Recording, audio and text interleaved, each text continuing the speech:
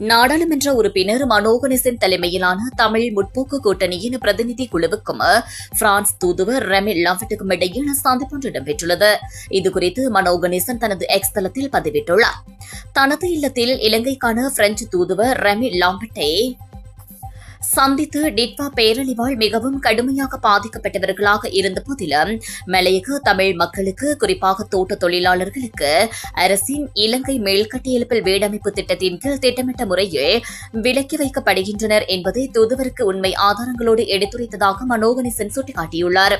இதேவேளை அரசின் உத்தியோகபூர்வ உறுதிமொழிகள் இருந்தபோதிலும் இடம்பெயர்ந்த ஒவ்வொரு குடும்பத்திற்கும் வழங்கப்பட வேண்டிய ரூபாய் 5 மில்லியன் நிதி உதவியும் காணி ஒதுக்கீடும் பெருந்தோட்ட சமூகத்திற்கு மறுக்கப்பட்டு வருவதாகவும், இது கவன இனமல்ல, இது திட்டமிட்ட பாகுபாடு என்றும் அவர் மேலும் சுட்டிக்காட்டியுள்ளார்.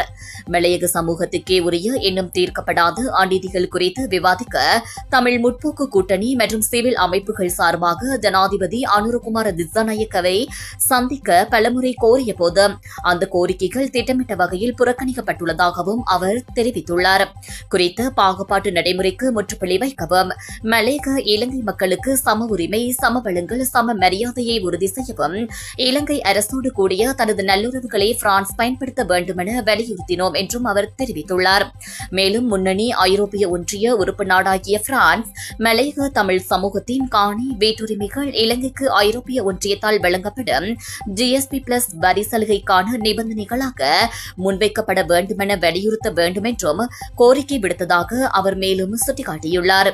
குறித்த சந்திப்பில் தமிழ் முற்போக்கு கூட்டணி பிரமுகர்கள், பேராசிரியர்கள் மற்றும் விஜயச்சந்திரன், பாரத் அருள்சாமி, புஷ்பா விஸ்வநாதன் ஆகியோர் கலந்து கொண்டிருந்தமை குறிப்பிடத்தக்கது.